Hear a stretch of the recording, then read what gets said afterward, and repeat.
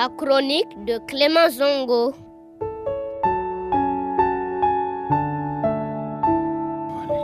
Je ne dévoilerai pas mon point de vue si le voile était bien porté et à bon escient.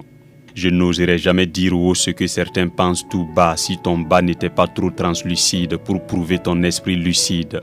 Quand tu te voiles la tête et tu portes une mini-jupe, un collant troublant ou un jean parlant, que veux-tu cacher au juste?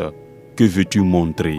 Quant à toi, tu en as simplement fait un artifice de mode, un look de ouf et ça marche à tous les coups.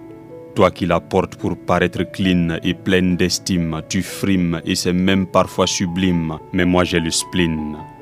Regarde cette fidèle qui chancelle devant l'autel, comme une hirondelle, elle plane à la lueur des chandelles en exposant ses ailes aux flammes de la tentation. Même le prêtre a souvent du mal à se connecter au ciel.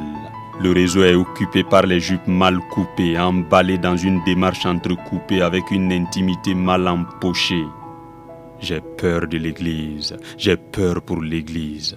Mesdames et mesdemoiselles, c'est trop osé. Ce ne sont pas vos petits corps de poussière qui nous intéressent dans la maison de Dieu, c'est plutôt le corps du Christ qui nous réunit.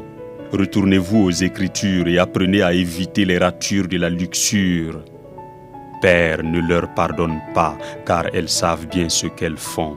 L'habit ne fait pas le moine et il suffit de voir les accoutrements des candidats au baptême et à la communion pour se faire une opinion. C'était beau, ils étaient tous bien habillés et riches en couleurs. Mais avez-vous vu les robes de nos fillettes? Ma filleule était en robe de mariée.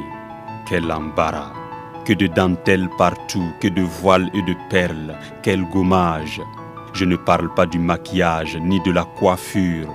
Elle a assuré, même si elle pouvait à peine marcher avec ses hauts talons de star et tout le cliquetis d'armure de bijoux. C'était l'étoile du jour. Et pour ne rien laisser au hasard, son père a commis un caméraman et un photographe pour suivre ses moindres gestes et immortaliser le show de la petite mortelle. C'est ça un baptême. Ah ouais. Qui a dit que communion c'est communion? Pourtant c'est le même corps du même Christ qu'ils se sont appropriés. Et parlant du Christ, qui se rappelle de son baptême? Comment et où a-t-il été baptisé? Je ne suis pas assez croyant pour prétendre répondre, mais à la lumière des Écritures, il n'était pas en costume cravate. Il n'avait même pas porté de sandales, de surcroît des souliers. Il n'y avait même pas de commission boisson au baptême du Christ. Il n'y avait pas d'enveloppe de liasse ni de félicitations. Il n'a même pas reçu de cadeau de qui que ce soit. Parce que se baptiser, c'est ouvrir son cœur et son âme pour recevoir la clé qui libère du péché originel. Aujourd'hui, le baptême a un coût, le baptême a un prix. Mon voisin m'a réveillé le soir de l'avant-veille du boucan pour prêter un habit de baptême pour son fils. Un prêt vestimentaire pour accompagner son fils au presbytère et le regarder humblement communier à l'autel des hommes, sans zèle, sans stèle, loin de la citadelle des baptisés de luxe. Il y a des confidences qui font perdre la cadence du cœur, il y a des souffrances qui marquent l'existence, mais l'homme est le médicament de l'homme. Bref, le fils de mon voisin a pu dire Amen au prêtre et au Christ. De loin, je voyais les larmes d'un père perler sur les épaules du nouveau promu, du fils élu mais ému parce que démuni mais élevé. Combien sommes-nous à prendre la main tendue chaque jour que la vie nous donne, pendant que la fête bat son plein chez les uns et les autres, dans l'entourage immédiat, un voisin peine à offrir à son enfant consacré un bol de riz salé.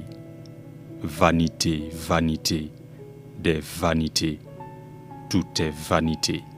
Le ciel est ouvert à nos portes chaque jour, c'est nous qui refusons d'y entrer. À bon entendeur, salut. Merci d'avoir écouté la chronique de Clément Zongo.